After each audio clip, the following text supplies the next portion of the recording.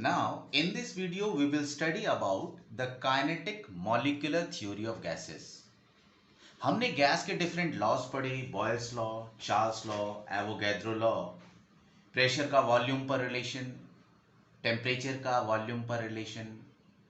So we just studied by keeping some parameter constant how one variable affect the other. मगर gas के अंदर molecular level पर क्या होता है, अगर उसको हम अंदर से स्टडी करें, डीपली स्टडी करें, तो देखें कि वो जो गैस के एटम्स हैं एक्चुअली उनके अंदर किस तरह के चेंजेस आते हैं.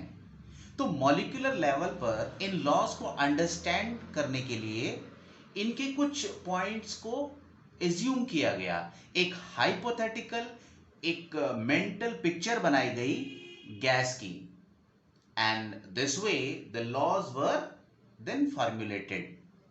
तो वो जो पॉइंट्स थे, वो जो मेंटल जो पिक्चर्स बनाई हमने गैस के बारे में, सबसे पहला पॉइंट तो हमने ये एज्यूम किया कि जो गैस के मॉलिक्यूल्स रैंडम मोशन में चल रहे हैं, इनके बीच में किसी भी तरह का कोई अट्रैक्शन और रिपल्शन नहीं है.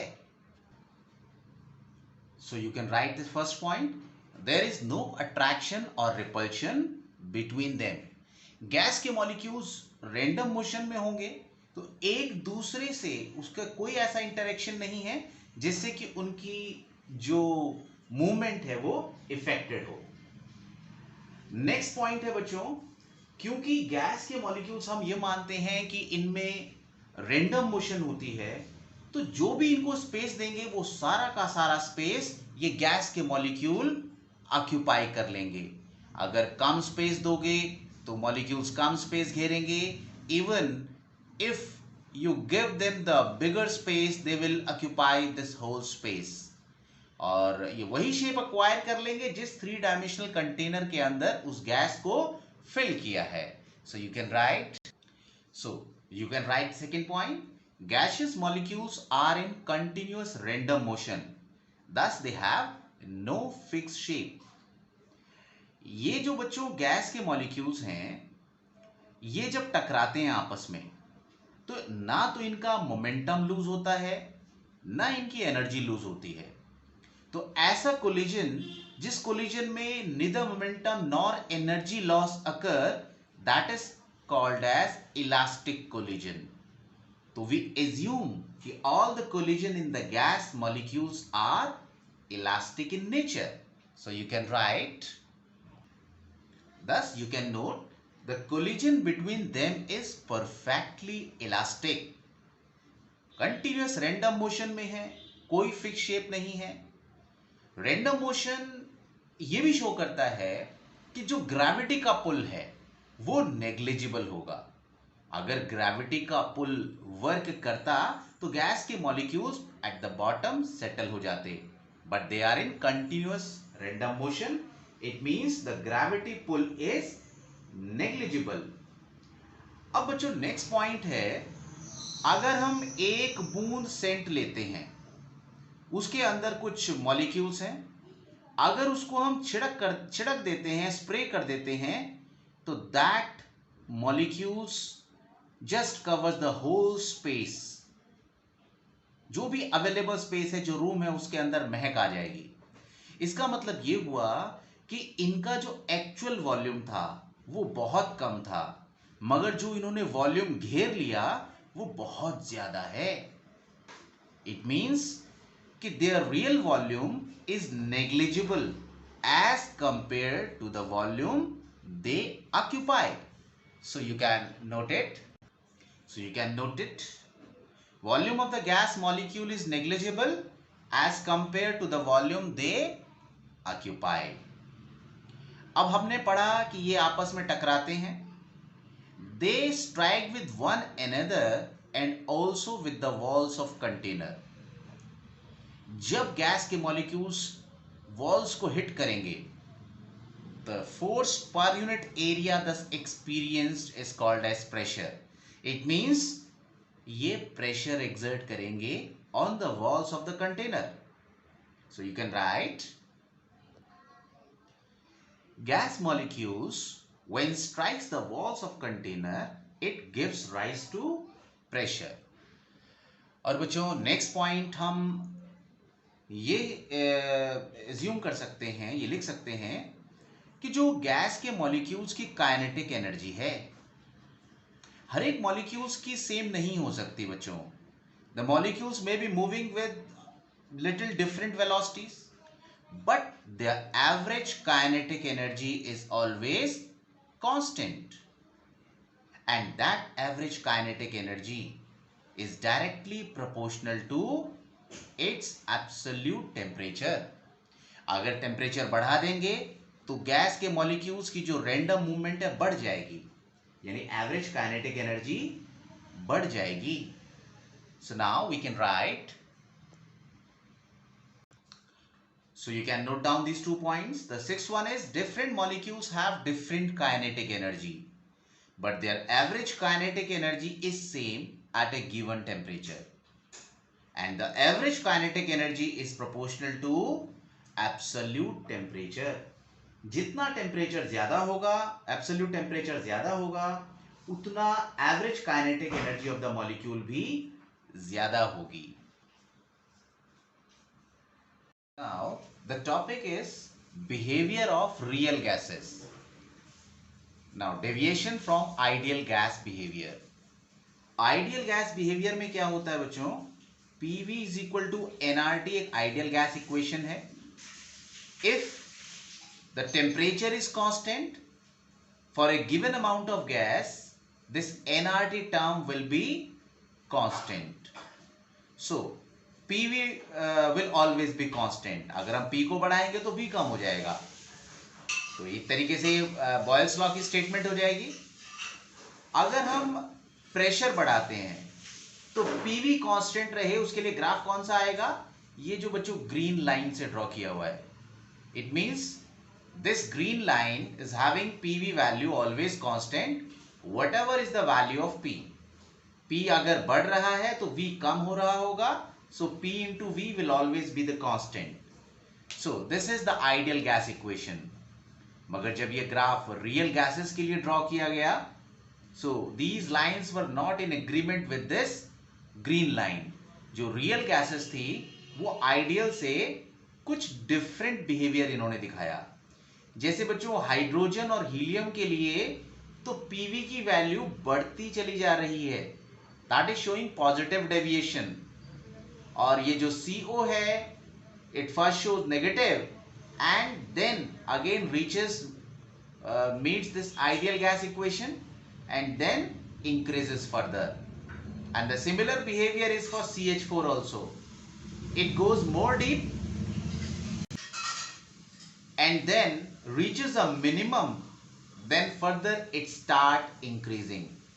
यानी PV की वैल्यू मिनिमम अटेन करती है with increasing P and then further start rising and then shoot this value जो कि PV equal to nRT ideal gas equation के लिए है. तो इस ग्राफ से क्या क्लियर हो रहा है कि जो रियल गैसेस हैं they not always follow this ideal gas behaviour. और बच्चों बिल्कुल एक और ऐसा ग्राफ प्लॉट किया है प्रेशर वर्सेस वॉल्यूम में. बॉयल्स लॉ में पढ़ते हैं जब हम टेम्परेचर कांस्टेंट होता है, if the T is kept constant then on increasing pressure the volume decreases. ये जो ग्रीन ग्राफ ड्रॉ किया हुआ है that is for ideal gas and this black line is showing the behavior of real gas. जब volume ज्यादा है यानी pressure कम है तो ये ग्रीन और ब्लैक लाइन ऑलमोस्ट मैच कर रही हैं.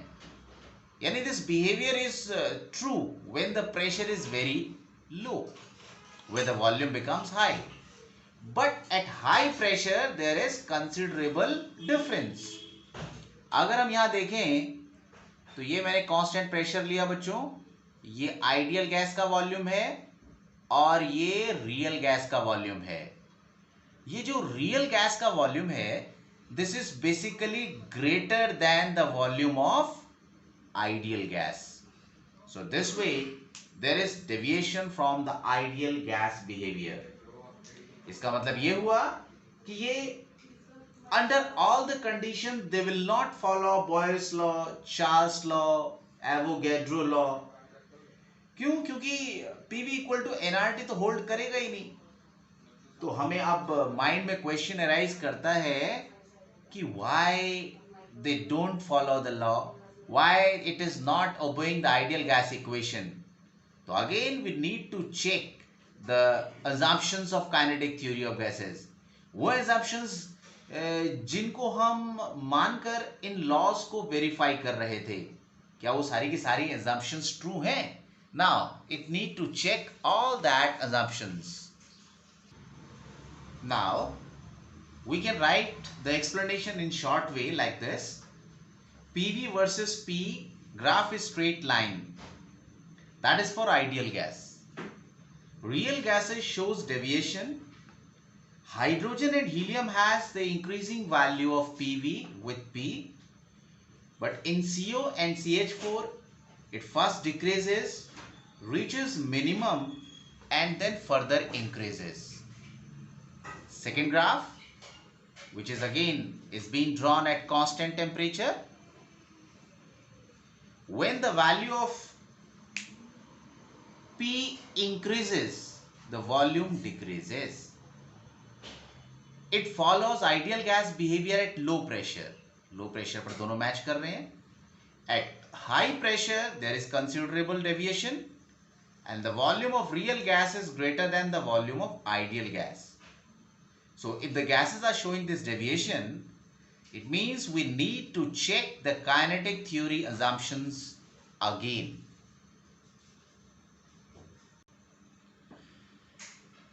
तो हमने ये देखा कि जो gases हैं, they are deviating from ideal behavior. Now the question arises, why they are deviating from ideal gas behavior? And what are the conditions under which the gases deviates from ideality? To answer these, when the assumptions were again studied, the two assumptions were found not holding true. Pehli assumptions, there is no force of attraction between the gas molecules. अगर बच्चों gas के molecule में attraction नहीं होता तो gas liquefy कैसे होती है ना? अगर गैस लिक्विड स्टेट में कन्वर्ट हो सकती है, it means definitely there will be attraction between the gas molecules when they come close.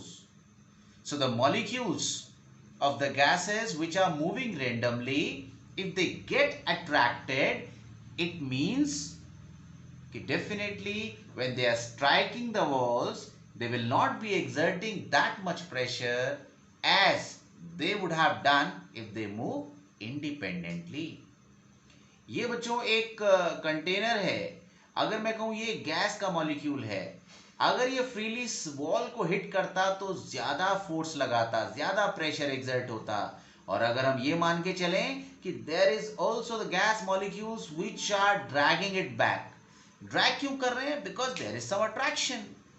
If we don't neglect the attraction, this molecule will not be hitting this wall so properly with that much force.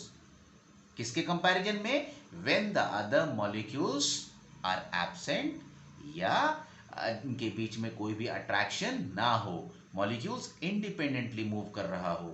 So this was the first point which was having some controversy.